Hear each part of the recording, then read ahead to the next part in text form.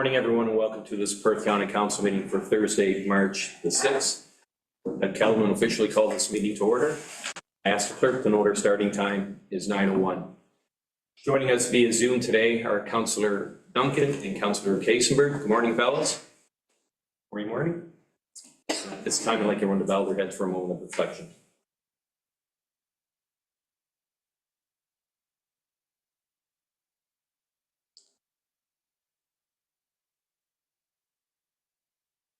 Thank you. We acknowledge that Perth County is situated on the traditional land of the Anishinaabe. We have a long-standing relationship with the land and water throughout the region. We honor and respect the history, languages, and culture of the diverse, Indigenous, Métis, and Inuit people who call this territory home. As a county, we have a responsibility for reconciliation and continued stewardship of the land on which we live and work. Does anyone have any pure interest to the close at this time? Seeing none, if something does arise through the meeting, please do so. Are there any agenda or additions for today's agenda? Through the warden, there's nothing to be added. No. Thank you. That being said, I have a motion that reads as follows: that the March 6, 2025 agenda be approved. Moved by Councillor Wilhelm, second by Deputy Warden Trentowski. All those in favor? And that is carried. Council, before us there are 14 items on the consent agenda. Is there anything the council would like to wish to discuss? Seeing none, we have a motion that reads as follows: the council receives consent agenda items 6.1 to 6.14 and approves February 20th, 2025 council minutes. Moved by Councillor Orr, second by Councillor McDermott. All those in favor? And that is carried. Thank you. Okay, we will, for no public meetings, obviously, we'll move right into closed session. Motion reads as follows: that Perth County Council move into closed session at approximately 9:03 a.m. in accordance with Section 239 of the Municipal Act SO 2001 C25 as amended to consider a matter pertaining to education, a matter pertaining to litigation, negotiations, a verbal update from the CAO. Moved by Councillor McKenzie, second by Councillor Smith.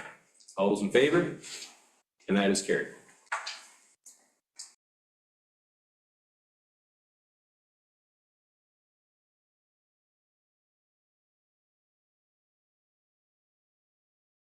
Okay, we've reconvened into our normal council meeting. We move on to item 9 on our agenda, staff report. Start off with services with the 2024 year report for Stratford Perth Archives, and I believe Vanette's presenting this.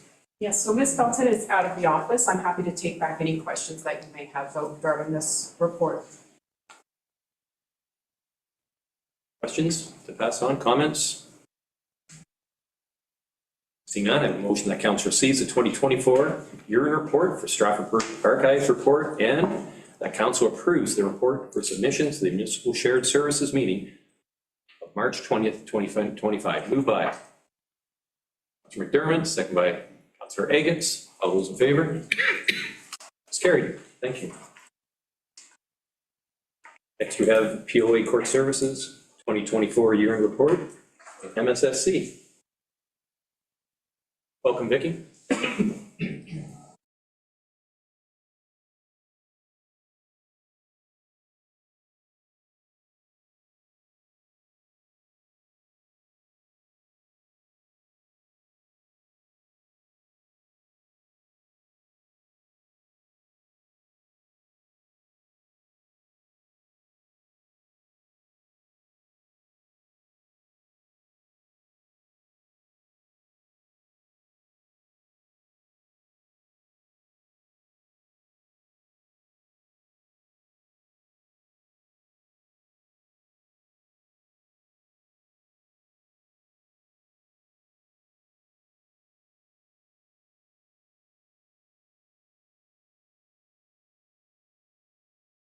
Council approves the partial download from the province to the municipality.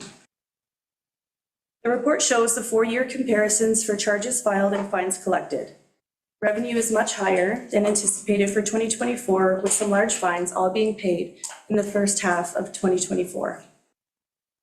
Last year's revenue is almost 33% higher than the previous year and 47.5% higher than the anticipated budget amount. The intermunicipal service agreement between Stratford, St. Mary's, Perth County, and the lower tiers outlines that fine revenue is distributed between St. Mary's, Stratford, and Perth County. POA Court Services Division has continued to cover operating costs. Approximately $655,894 will be allocated to our municipal partners after the audit is to be completed. The report provides the calculation of net revenue to be distributed based on the actual location of the offense for which fines were paid. And I'd be happy to take any questions that you may have. Thank you. Questions or comments for Vicky? Go ahead, Dusty. Just two comments. Thanks, Vicky, to you and your department for the work that you've done to handle the file and deal with adversities thrown your way with the shortage of judicial resources.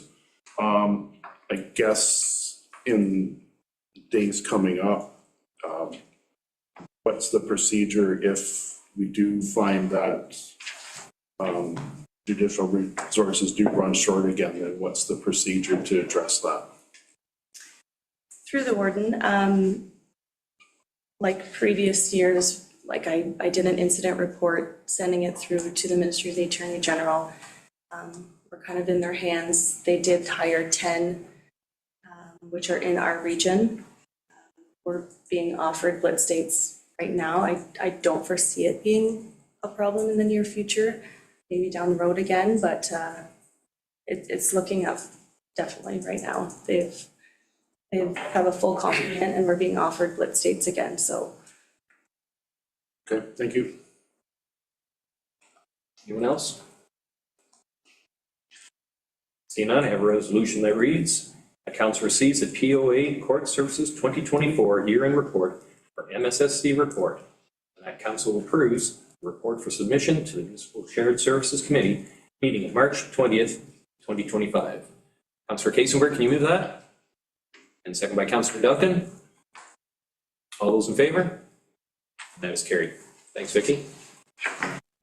Moving on to paramedic services. New update 2024. Welcome, Mike. Thank you, Warden.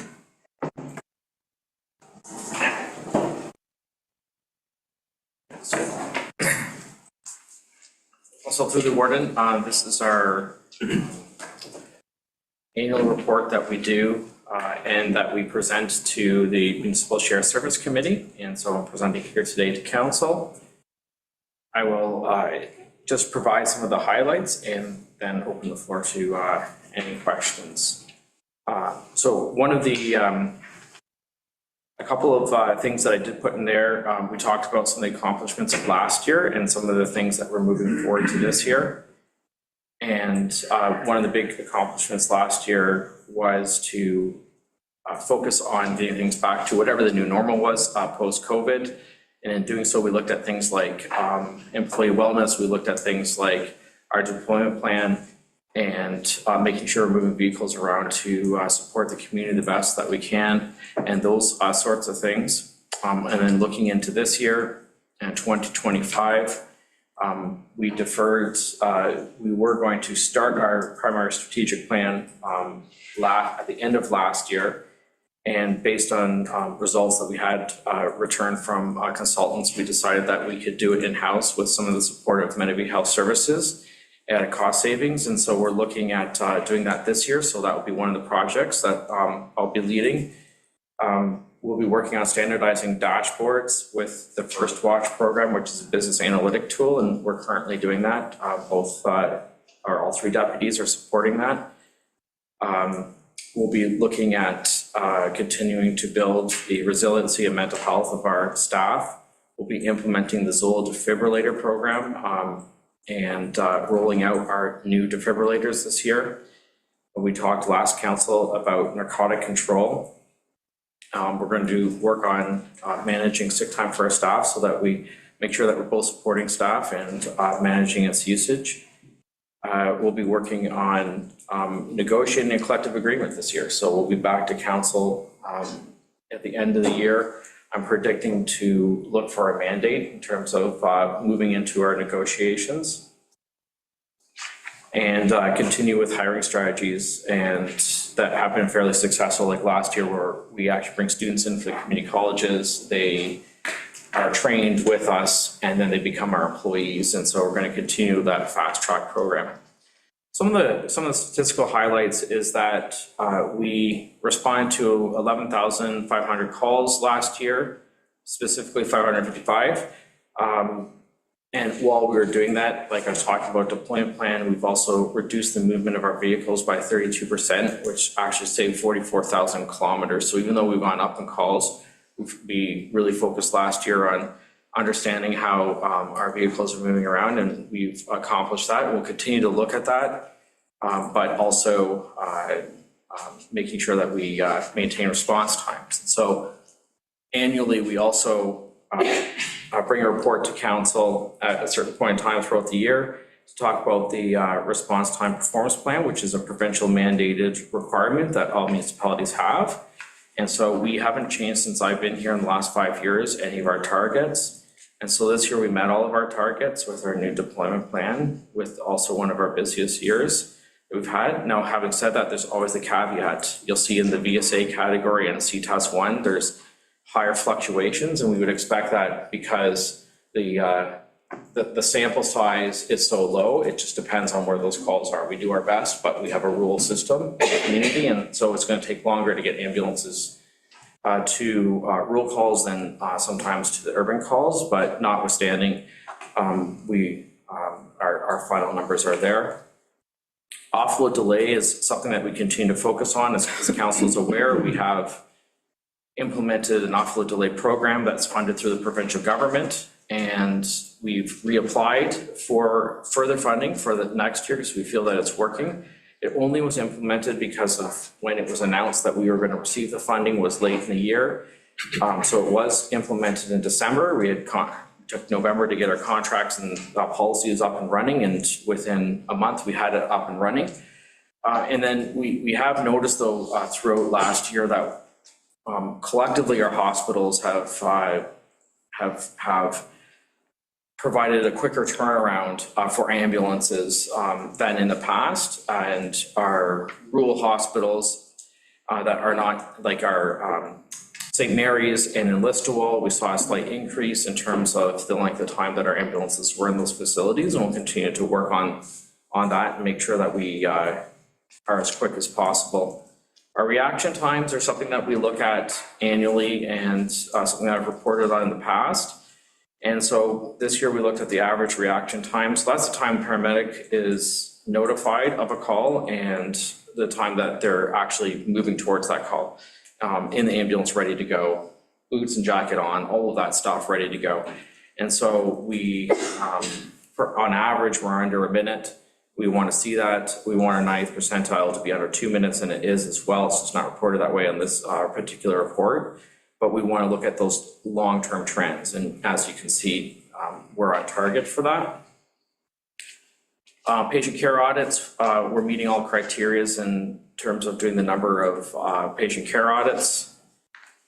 COVID screening is a statistic that we've been providing since I've been here as well. And so this just tells us it's a surveillance tool to see where the trends are going. And really this year, not surprisingly, has been the lowest, but it's not without times where we are identifying that somebody might have COVID and we have to use proper precautions. And so it still is in our community, and we still do need to have a strategy and policy that's supporting that, and we do. But as you can see, it's much less of a concern than it has been in the past few years. And then finally, with respect to the Medivie Health Services, I just want to take an opportunity not only to thank everyone for a great partnership, but also to remind council and community that there is a Medivie Foundation.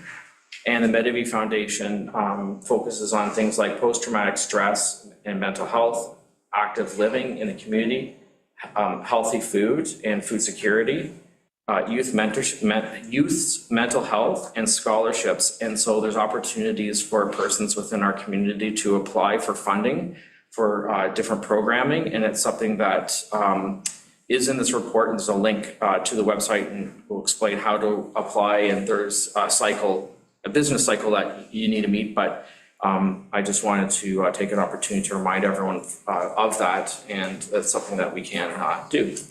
And with that, I will open the floor to the board for any questions. For the board.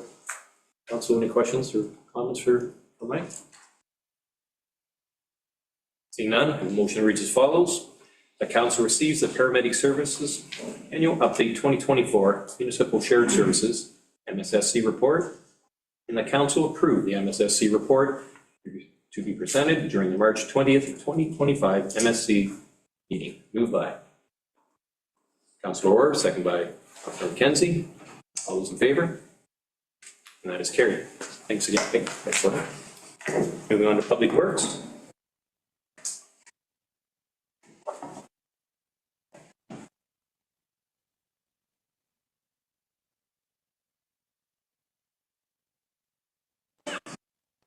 Bill and John. Thank you, Warden Callan. Good morning, Council. Just before we get started with the report, just wanted to give Council a verbal update on the road rationalization process and the next steps. Either today or tomorrow, we will be receiving the consultant Tatum Engineering's report for road rationalization. And we plan to put that in the council portal for you to review during the month of March. Staff are currently drafting a report which summarizes the consultant's report, and that will be before you on April 3rd at that council meeting. The consultant Tatum Engineering will also be present at that meeting to answer any questions that council may have on road rationalization. I would note that the consultant's report does make recommendations, and at that April 3rd meeting, we are only asking you to receive the report. We're not asking you for approval of those recommendations. What we'll be doing next is Bill and I will be going to the local municipalities along with the consultant to inform them of the process and the recommendations that we are making to County Council. So subsequently, after we've done all that, at a later date, we'll be back to you with a report to look for approval of those recommendations. Does Council have any questions regarding road rationalization at this point? Council? Seeing none. Great, thanks very much. The report before you today is a recommendation to extend the service agreement with our contracted winter maintenance provider, Steeden Evans, for an additional 3 years. Steeden Evans was awarded the contracted winter maintenance services in 2022, and they operate on 2 of the 9 county plow routes out of our Milverton yard. They have proven to be a well-established winter maintenance contractor and have consistently met all aspects of their contractual requirements. The current contract expires at the end of this winter season, and that includes an extension clause to extend the contract term. This option is supported by the existing contract, initial tender call, and the county's procurement policy. Contracted winter services are an integral part of our county's overall winter maintenance operations and have complemented these operations for well over 3 decades. Winter maintenance, of course, is the largest expense within the Public Works operational budget, and staff are diligently reviewing winter operations to find efficiencies, effectiveness, mitigation of potential impacts, and controlling future costs. Renewing the contracted winter maintenance services agreement with Steeden Evans will, with only inflationary increases, benefits our winter operations in all of these areas. Based on an average winter, not this winter, the current contract represents approximately $380,000 per winter season. Under the terms of the negotiated rate increases within the 3-year contract extension, those average seasonal costs would increase $7,000 to $8,000 per year. It should be noted that Steed & Evans would desire a longer-term contract extension. This assists them with forecasting and allocating fleet replacements and provides contract stability over a longer period. The staff does not have any issue should council want to approve a longer-term contract extension under the same terms. However, the 3-year extension aligns itself with the time needed to review studies like the road rationalization and other road maintenance agreements that may impact our winter operations in the future. If council has any further questions not covered in the report, we'd be happy to answer them at this time. Thank you. Questions or comments for Bill or John? Councillor McDermott? Yeah, I think that being as you guys are happy with it, and they seem to do an excellent job on keeping things open and things like that. I would think that because there's so much that we don't know about the future, that having somebody that provides that kind of a service, that possibly locking it down for a longer time might be warranted.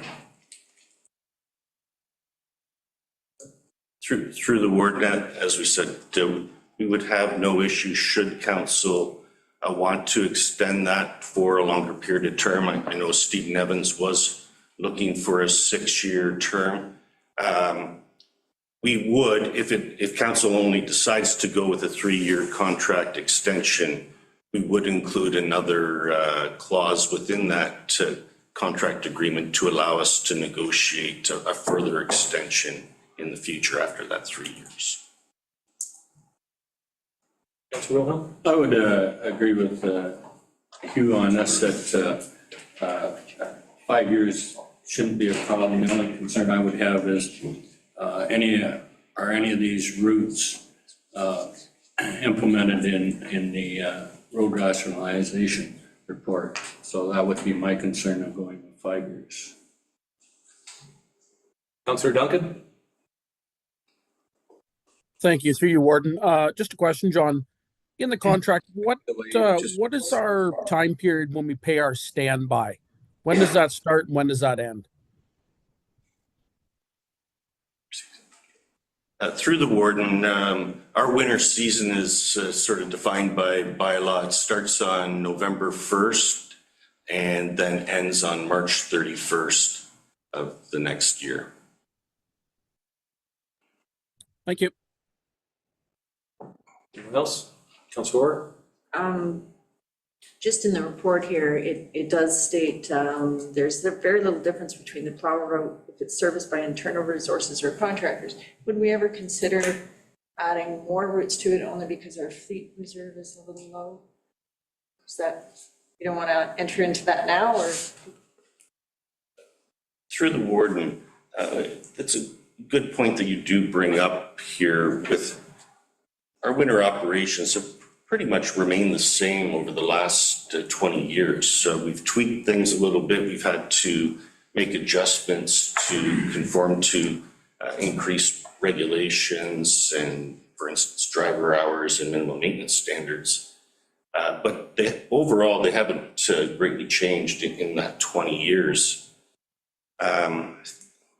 We're looking at impacts to our road network potentially, and certainly, service levels on some of our roadways, in particular our Class 2 roadways. So we do foresee some impacts to our winter operations in the future, meaning increased costs, meaning potentially increased plow runs, and how we can effectively mitigate some of those impacts is through our contracted services.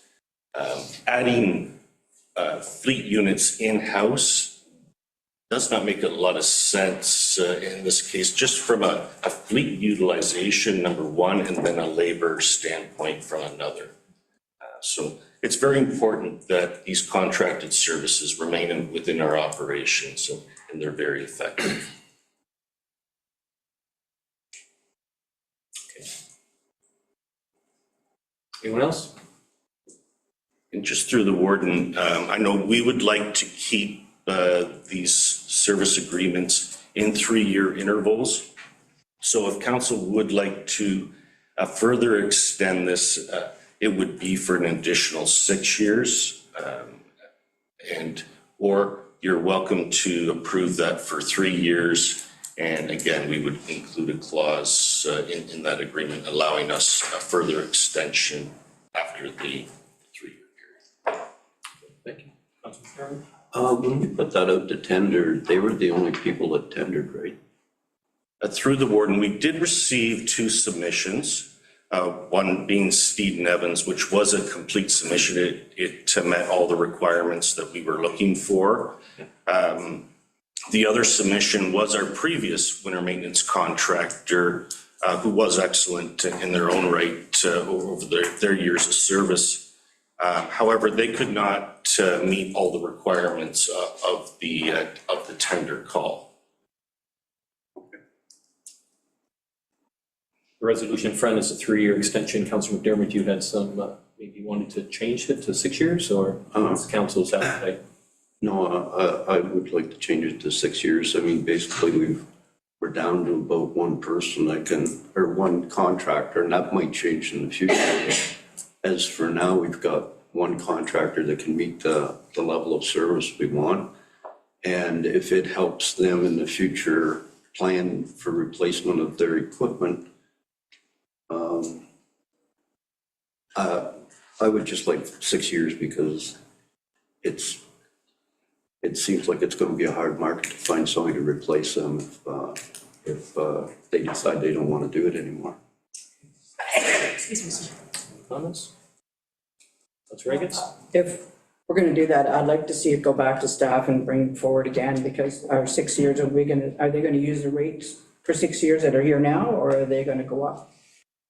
Through the warden, the terms of the increase by CPI would remain the same in a 6-year contract. So that same term would apply for the 6 years. So their standby rates will stay at 302, and the operating rate is not, that they're not gonna change Through the warden, their rates will change by CPI. only? Correct. Okay. Just for point of clarification for Councilor McDermott, so wishing for 3 plus 6 or 3 plus 3 to make it 6? Just clarification on Us, Or just 6? it's for 6. Okay. Any other comments? Mackenzie? I guess I agree with Bob at this particular time. Until we have the road rationalization study and we know what's in there, I think I would be cautious to extend it for too long a period of time. Like, I'm all for going for 3 years, and then after the road rationalization study and we know what's in there and what we're going to do, then we could go for an extra 3 years. I don't have a problem with that. But just to go for 6 years right now, I'm just a little hesitant about it.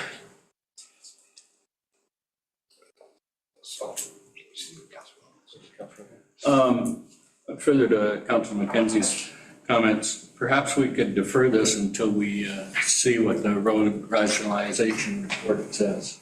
And then we'd have more information on whether it's going to affect the routes. Through the warden, we need to extend this contract while we're still under the current agreement, which expires. When does it expire again? That would be March 31st. Okay, with that in mind, I'm going to put John right on the spot. Will these routes be affected by the report coming on road rationalization? Through the warden, should council approve any of the recommendations through the road rationalization report, I don't see any major impact to our maintenance services. We can certainly mitigate any changes to that through the rationalization process. Okay. Any other comments or questions? Any board? So I think we'll break this down into two resolutions. So the first resolution will be that council receives the winter maintenance service delivery contract report. Moved by Councillor Wilhelm, second by Councillor Arias. All those in favor? And that is carried. And then does someone want to put a motion on the floor, whether it's for a 3-year or for a 6-year extension? Councillor McDermott? I'd move for a 6-year. Okay. Resolution reads as follows, that council enter into a 6-year extension contract 2022-031-04 winter maintenance service delivery, and that council authorizes the warden and the clerk to execute the agreement and to extend contract 2022-031-04 between the Corporation of the County of Perth and Steed and Evans Limited. So it's moved by Councillor McDermott. Do I have a seconder? Second by Councillor Wilhelm. All those in favor? That's carried. Thank you.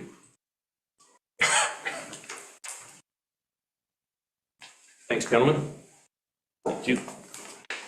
Moving on to the agenda, 9.4. 2025 draft budget follow-up.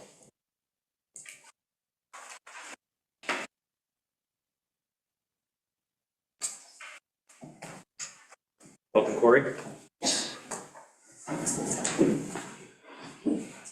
Thank you through the warden. This is a team report, and I'll just give a couple brief comments before the treasurer takes over.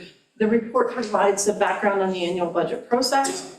It's a multi-year operating and capital budget program. Twice a year, the CAOs, treasurers from the 7 municipalities, Spruce Lodge Health Unit meet to collaborate on budgets and shared services. Our treasurer leads that process and those meetings. The county moved to paperless binder last year, but it's always available in hard copy should any members of council want a copy. The report outlines the information that staff review as they develop their work plans for the budget year. They consider the need to ensure regulatory compliance, major initiatives, corporate priorities, and as well to ensure that we have the support with our internal resources to be successful, and at the same time advance council's goals in the strategic plan. So there is a summary of questions and comments at the end of the report. Council had asked for that. The treasurer does lead the budget process and can speak to the content of the report, and of course the tax rates and costs per household that we've included. And that as council considers the budget, resolutions can be made to adjust the budget, certainly as council sees fit. And on behalf of staff, I just want to extend our appreciation for the opportunity to give input and recommendations on the budget to ensure efficient and effective operations as we advance council's priorities. And through the warden, so with the context of the updated report to council, again, the amount that we still remain at is a levy increase of 13.11%. Our growth for Perth County is 1.77%, which brings it down to a tax rate increase of 11.34%.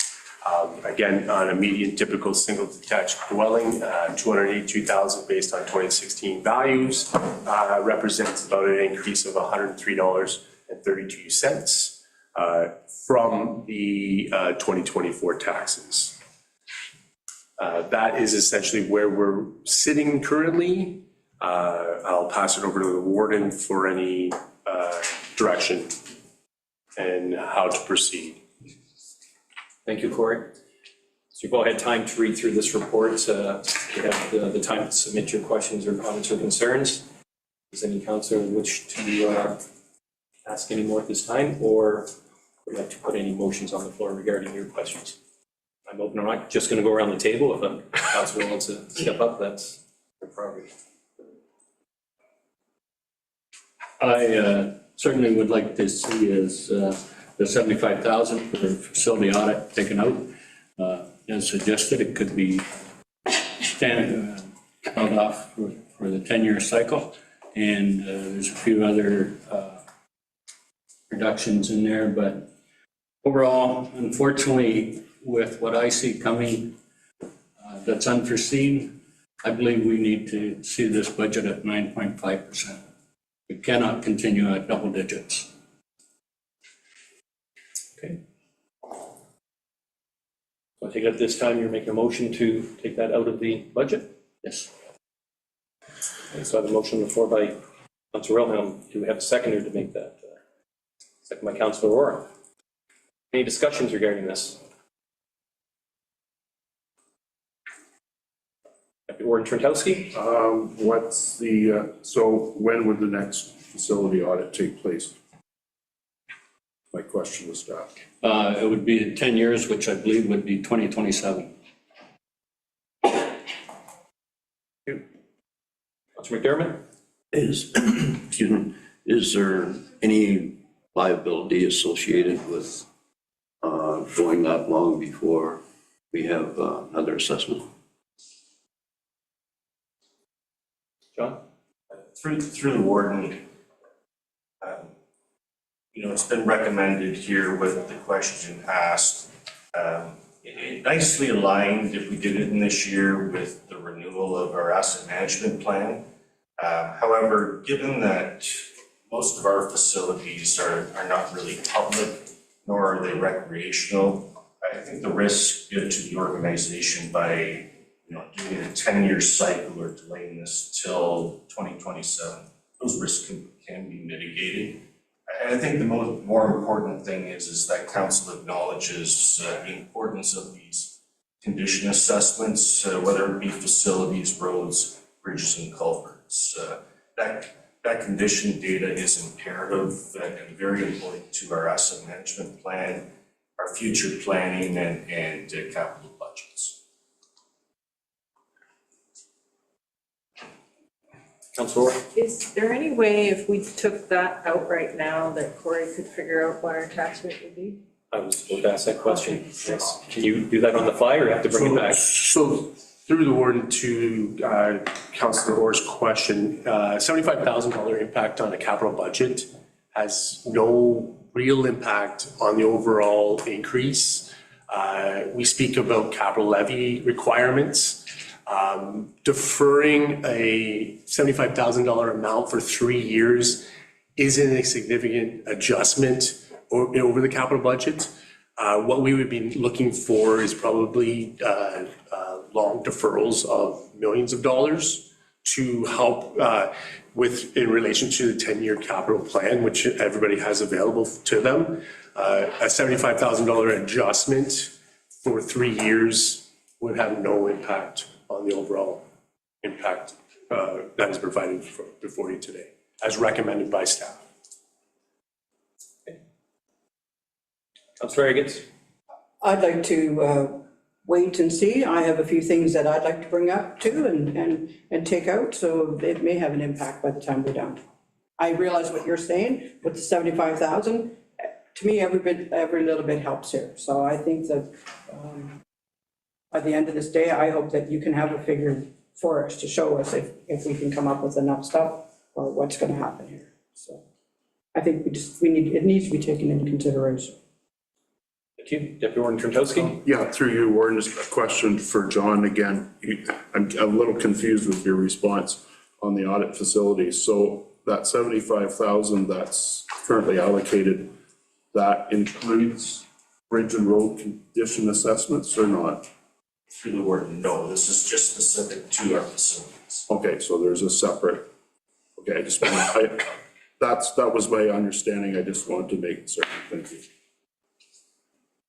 Through the warden, just in addition to that, we budgeted 75,000. The last time in 2017, when we went out for RFP for that service and for that condition assessment, what we saw and what we're continuing to see in the market is a real variance in costs in doing those facility condition assessments. So we've just tried to be mindful of that. We could certainly see costs to do that less than 75,000. And then we can likely see costs to do that well over 75,000. So I think last time we did it, the variance in costs from consultant to consultant was almost $200,000. Thank you.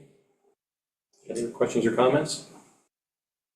So we do have a motion on the floor to take the $75,000 out. So when I call the vote, I'd like you to leave your hands up. We may have to do some quick figuring here. So all those in favor in that motion? Opposed?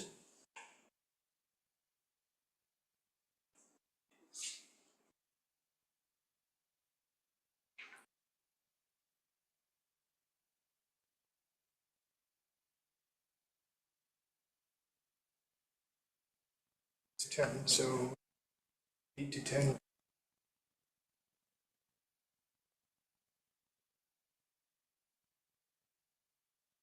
Okay. 8 to 10 defeated. You want the hands raised again? Let's do it again. All those in favor? Leave your hands up so we can count. 6. 2, 4, 6, 8, 10, 10 in favor. Okay.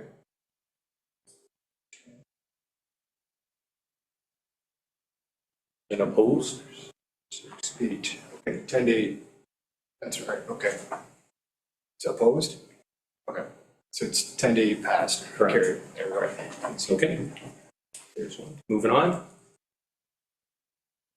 Can I just make a suggestion? Yeah. I really do appreciate that all those questions got answered and everything, but I still think that we need to work with staff could we just send it back to staff and say, we're still a little uncomfortable. I still would agree with Bob that it needs to be under 10. And could staff bring back a list of things that they could see deferred or taken out completely and bring it back to us for another meeting? Because we could go back and forth, and I know you're pushing stuff down the line, but I'm very uncomfortable passing this, and then I gotta go back to our lower tier and also add them. Like, we could be looking at really high numbers. That's just a comment. I think that we have taken it back to council, and they have gone through it, they have taken out what they feel that needs to come out, but we can do, Corey, you want to weigh in on this? Through the warden, so the previous budget update report indicated some of those enhancements or advancements of our strategic plan. Those items could be some of the items that you might want to start with on trying to have a conversation about removing, such as the staff, and probably some of the questions that Councillor Eggets has, some of the staff that were requested in the 2025 budget. Those were items that could be deliberated by council for discussion and potentially removed if it's so by council to do so.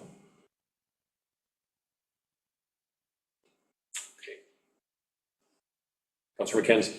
Just, this is just a comment, and this isn't the first time that I've made this comment at this council or even at the West Perth Council. I think we have a habit of getting fixated on percentages all the time. Percentages, peanuts. Look at the dollar value.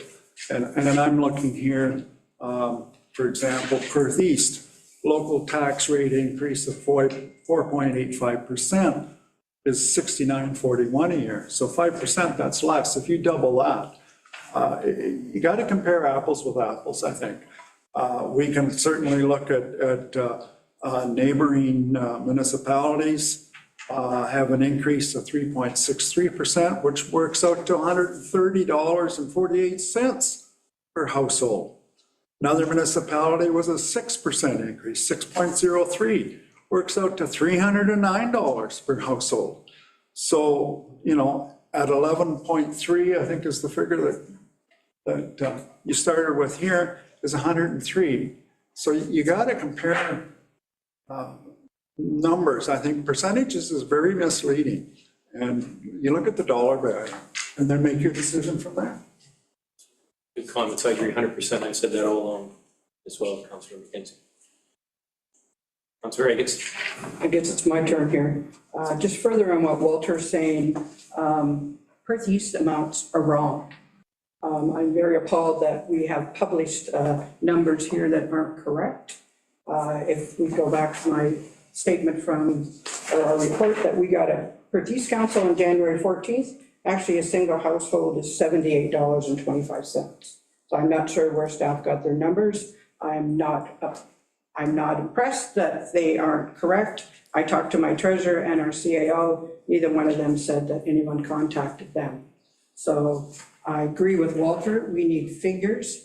We keep talking about households. We're a rural community. What about the farms? My farm alone in Perth East is gonna go up $220. What is it gonna go up here too? Is it gonna be another 200 or 300? Now I'm at 500.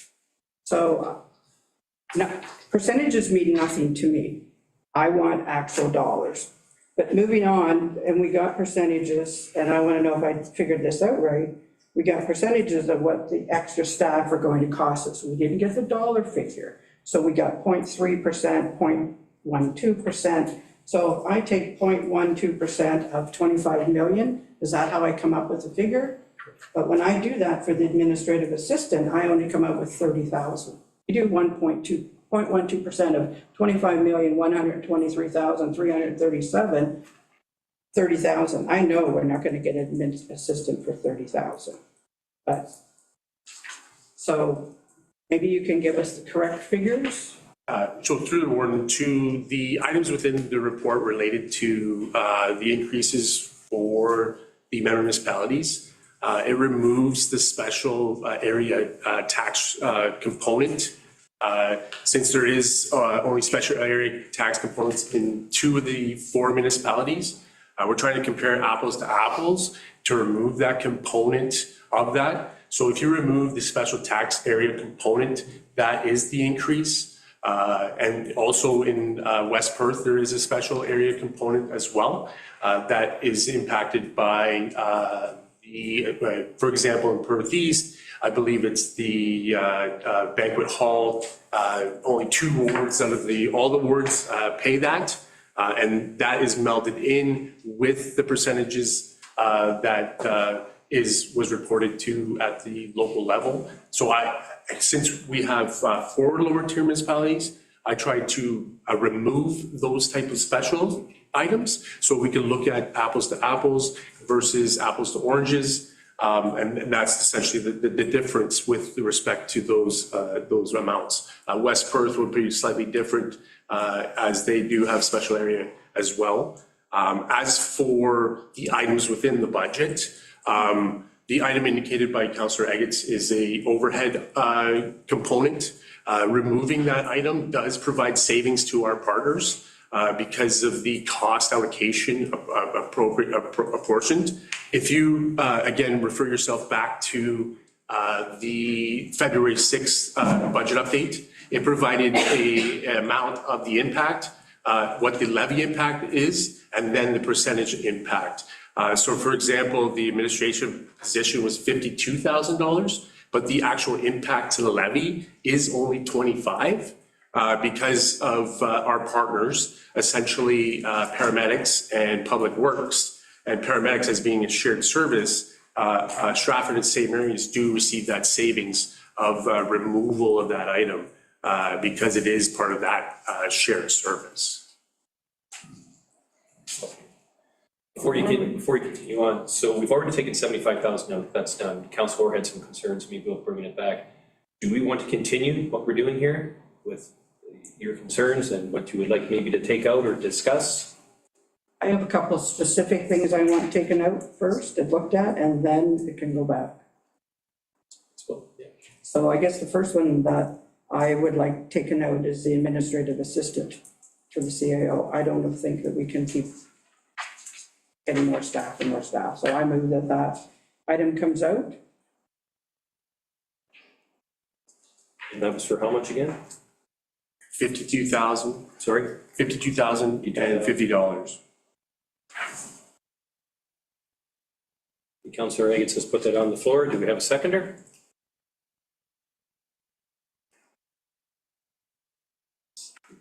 One more time, do we have a seconder? Councillor Wilhelm?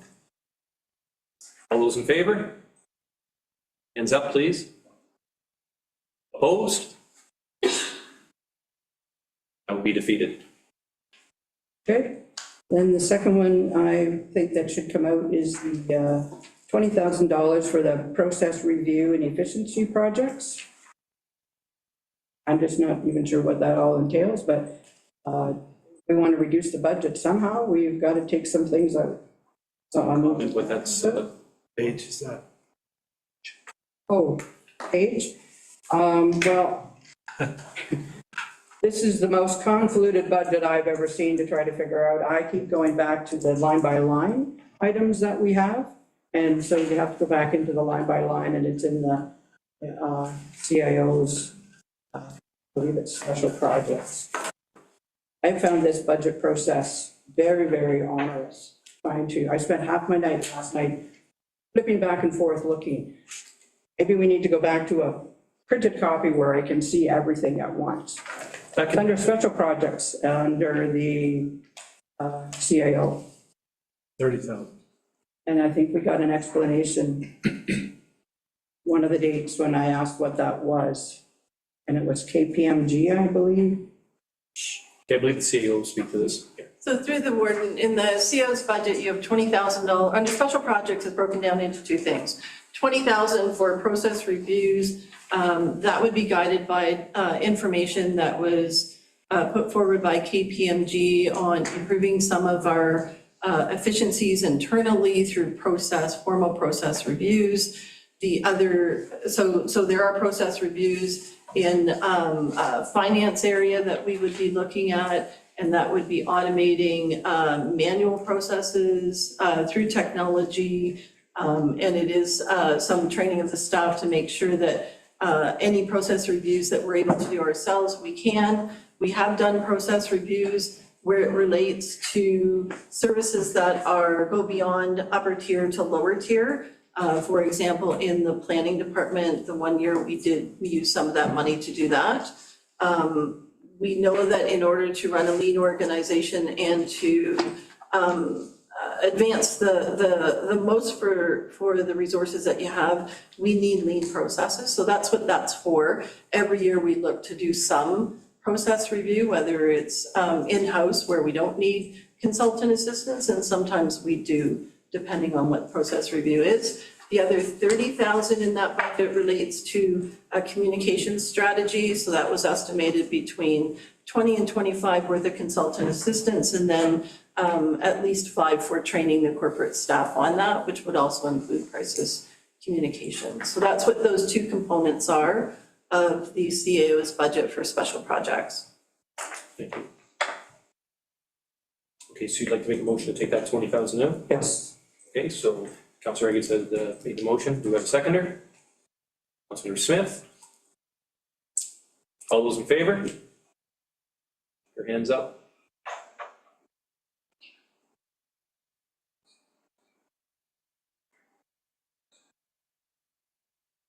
Opposed?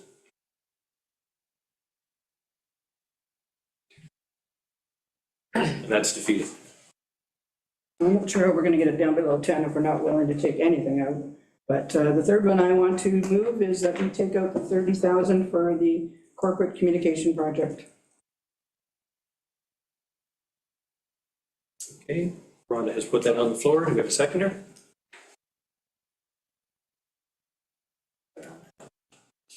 Second by Councilor Orr. All those in favor?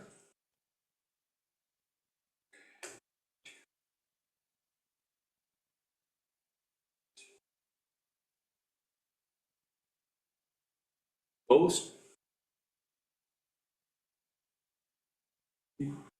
That is carried. Thank you. And then I have one more question, if I might. Under facilities, miscellaneous, it said we have 18,495 for rezoning in 2024. That amount appears again in 2025. Is that for something else then? Or what is the amount for in 2025?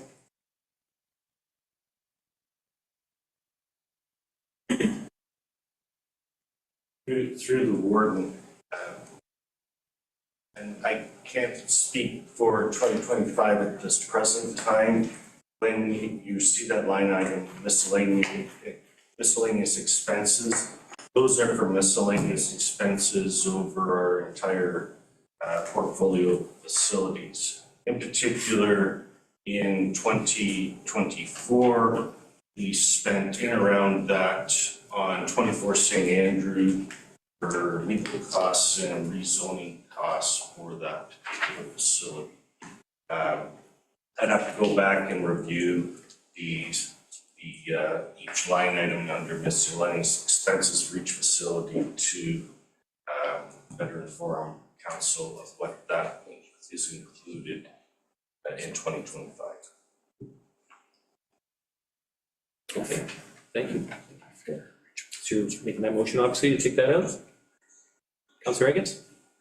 Yes, you're making that motion to take it out? Well, I'm just, like it says 0 for 2024 budget and then actuals were, I'm just a little confused why we need it going forward. Have we always had a miscellaneous expense? Through the warden, some of those line items are usually based on a 5-year average of those things. So again, when dealing with, for instance, in 2024, 24 St. Andrew, yeah, we wouldn't have budgeted anything under miscellaneous expenses. However, we have a line item that it goes to. We have a number of line items within our facilities which vary from year to year, and as I say, are more based on a 5-year average when we do our budgeting.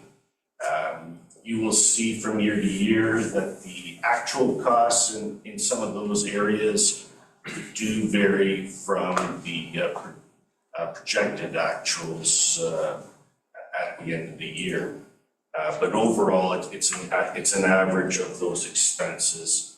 And what you're seeing with the budget is sort of a roll-up of all of those line items under all of our facilities. Warden, to Councillor Eggs' question too, miscellaneous is not a normal expense item. If that's an item that would be cut, that's the area to cut it under facilities. Just understand for facilities, we generate revenue to associate amounts for the operations as well as our capital renewal and capital maintenance of our facilities. So the grand component of that is the amount that gets transferred to the facilities reserve, essentially the revenue minus your expenses to get to that transfer. Meaning if there was no money spent in that miscellaneous, it would mean that the $18,000 would be transferred to the facility capital reserve. So I'll leave it for now.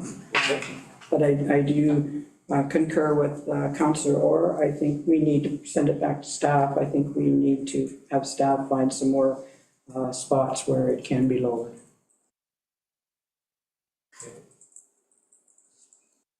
Does anyone else want to challenge or take anything out of the budget right now? I'm seeing none. So direction is that you would like it to come back to staff? Yeah. And what do you want them to get down to? I will move that it go back to staff to make some adjustments and bring in the budget down to 10%. Anyone else want to weigh in on this? You need a seconder? First? The motion. Tyler's going to come up with a motion here, I believe. We'll read it out. Let's give us a moment. If there's nothing else that stands out with anyone that you'd like to bring up right now before we send it back. Councillor Duncan and Councillor Kasenberg, you're fine for now? Okay. Through the word, I just give an update. Essentially, the comms plan was removed. That is a reduction of 0.07%, which would bring us down to just over 13 or 13.04%. With the growth, it would be at 11.27%.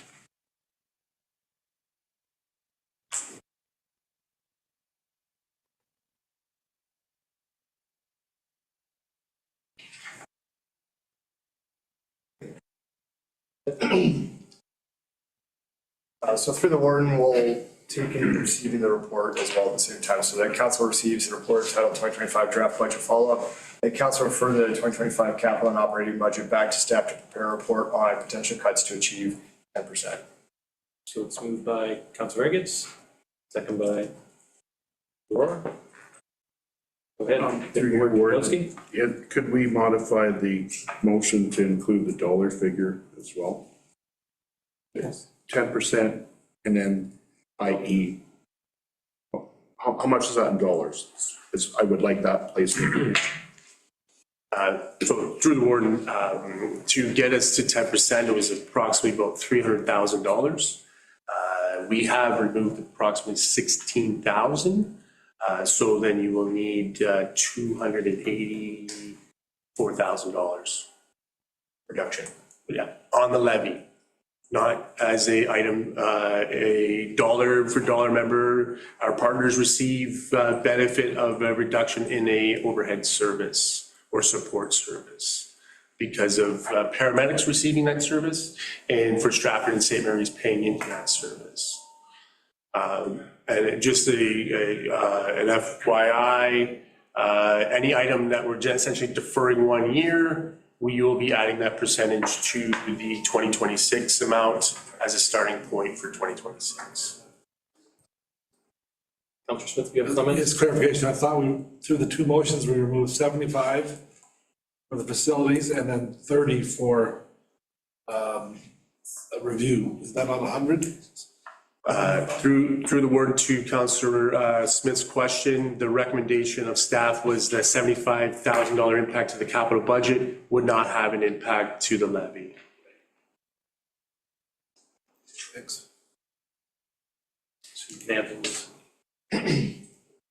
So through the warden, the motion would read the second part of it. The council refer the 2025 capital operating budget back to staff to prepare a report on potential cuts to achieve 10%. An additional approximate value of $284,000 reduction on the levy.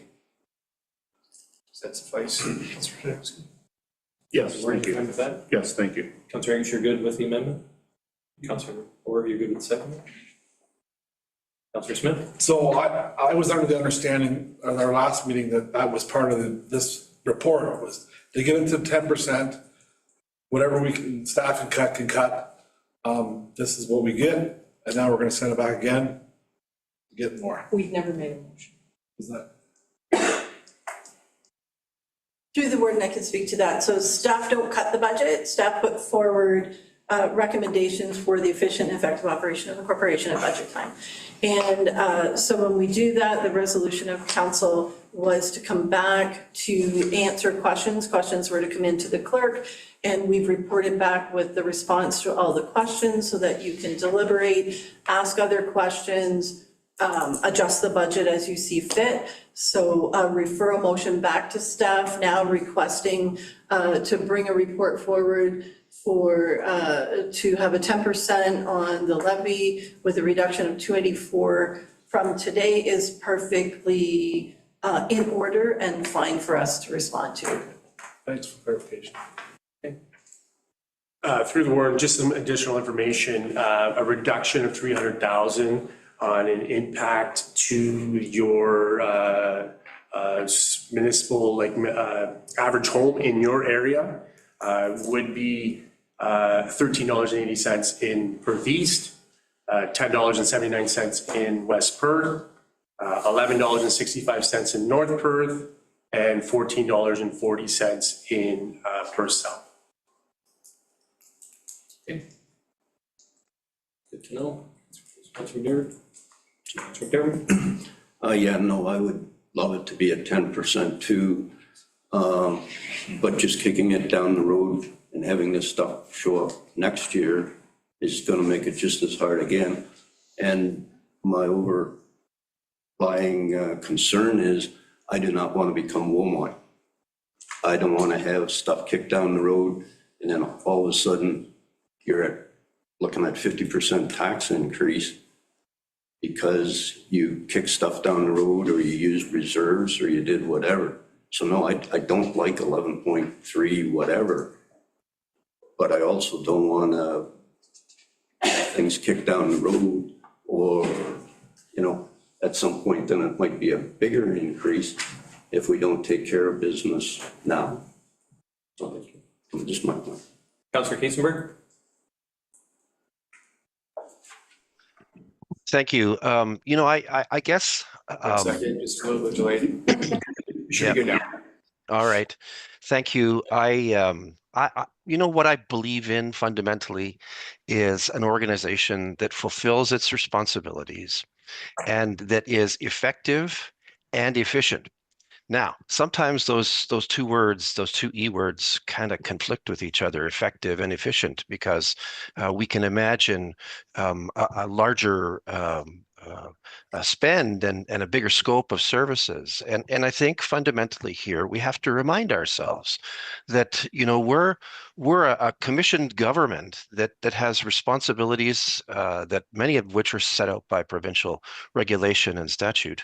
And for us to be saying, oh, I want it to be 10%, or oh, I want it to be 2%, this is sort of, from my take, not a particularly valuable exercise when it comes to rounding and stuff. I mean, we could be on base 2 instead of base 10s, and would it make a big difference just for the sake of finding a round number? To me, that's not the point.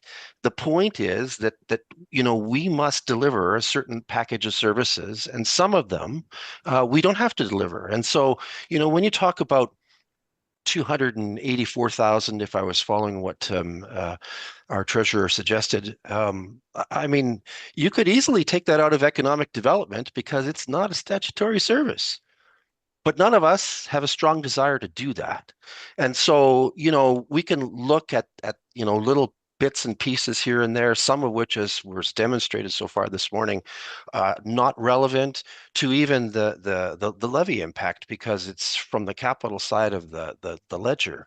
And we can continue to sort of lean and essentially, in some cases, starve the statutory services. But I'm not in favor of that. And so, to this motion, setting some kind of target that is just sort of picked out of the air because somebody likes 1-0 instead of 1-1 or 1-2 doesn't make any sense to me. I don't get it. I want to deliver the services that we're supposed to deliver, and some of them that we choose and want to deliver effectively, yes, with some efficiency. So for me, this motion has zero compulsion. I don't get it, and I'll vote against it. Thank you for your comments, Councilor Kasenberg. Councilor Higgins. So as the mover, I guess I will add a few more comments that I have. I feel that there are some areas that can be lowered. I'm not looking to kick things down the road, but I'm looking to have our budget a little closer to some of the actuals. So, one of them I'll pick on, sorry, Andrea, it's in planning. Our technical services doubled. It went from 22,000 to 44,000. Why? Does it have to be that high?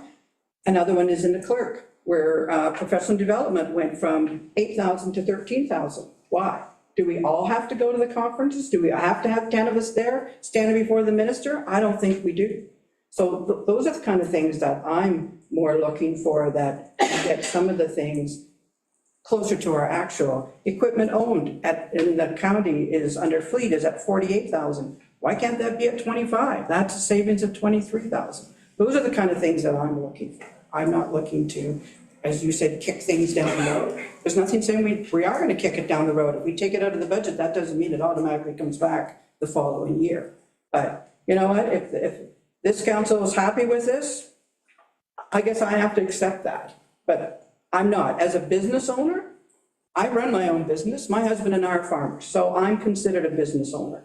I don't have someone to hand off that I need an extra 10,000 next year. I have to do that myself. I have to figure out a different way how to add to my corporation. What can I do different to make it bigger, to make that money? I find it far too easy here to come up with the figures and just hand it off to the taxpayer. And not everybody can afford this. There's an awful lot of people that can't afford that we keep just adding on, and adding on. So maybe none of us see that around this table. I don't think anybody around this table has trouble paying their taxes. But you know what? 20 years ago, I got $5 for a bushel of corn. I still get that, but my input costs are triple.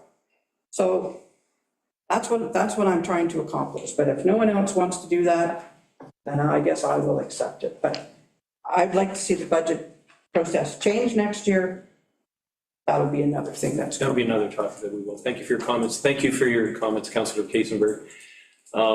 Again, yes, as Corey mentioned, the percentage, even though like it's not a large dollar amount, I accept what everyone's saying here. We do have a motion on the floor and we have it duly seconded. Let's see where it goes. All in favor? May I ask exactly what the motion is now, please? All right, so through the warden, the council receives the report titled 2025 draft budget follow-up. The council for the 2025 capital and operating budget back to staff to prepare a report of potential cuts to achieve 10%, which is an additional approximate value of $284,000 in reduction on the levy. Okay, it's moved by Councillor Eggetts and second by Councillor Orr. One other comment. Go ahead, Deputy Warden. Through you, Warden Kellum. So I'm kind of running out of patience with going around in circles. So what I would like to see in the staff report is what we were doing here, singular line items. So that when this comes back to council, we can discuss and debate item by item that way, so that it's easier for this council to have discussion and decision on singular items rather than an omnibus route. I think that will, to try and facilitate the process easier. And that's what I would like to see with the report coming back. So I'm just offering that for everyone's information. Thank you. And through the warden, we can certainly accommodate that. We can also include in the report what items would be a permanent cut that wouldn't have to kick it down to another year. I think you need to know that, so. And just one further, I'd like dollar values, not percentages of the budget. It's already, okay. It's on the floor. I'll call the vote. All in favor?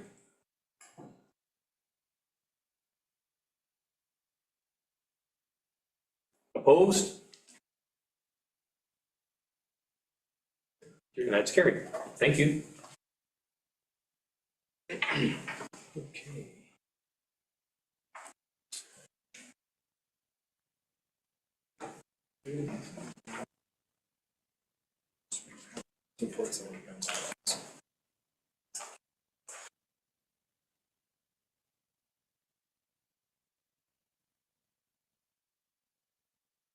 All right, moving our agenda onto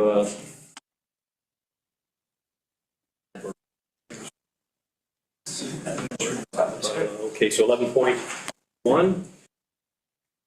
The motion that reads as follows.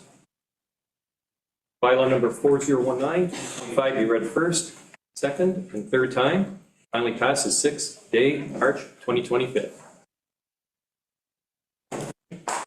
So through the warden, this is for your CEMC appointment bylaw. We do have Chris Keyser in the audience here today, and I just wanted to put out there that we're very, very pleased to bring this particular appointment bylaw in front of you. We're very confident in Mr. Keyser's skills, experience, abilities, and everything he's going to bring to develop this particular role and service the county very, very well, both at our organization and the 4 local municipalities, as well as a good working relationship with our other 2 partner municipalities.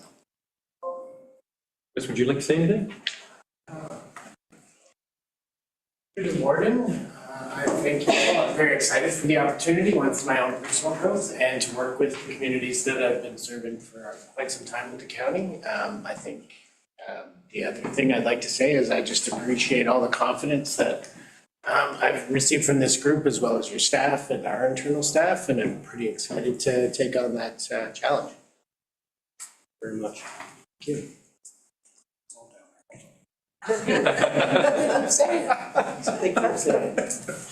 So move by, can you move please? By Councilor Wilhelm, second by Councilor McDermott. All those in favor? And that is carried. Thanks again. Moving on, we do have the confirmatory bylaw. Oh, correct, yes, sir. Any notice of motions? None, other business? Board Trentowski. Yeah, through you, Warden Kellum, I can't remember if I've mentioned it at this council, but just wanted to remind everyone in the public about the tariff task force set up in conjunction with Invest Stratford, our own Perth County Economic Development Department, the town of St. Mary's. I believe that's been advertised on social media platforms and it's been included in the local media, but just resending the message to anyone that might have missed it originally that in cooperation with our regional neighbors, we're working together to try and assist the public in any way possible. That's all. Thank you. Thank you very much. Anyone else?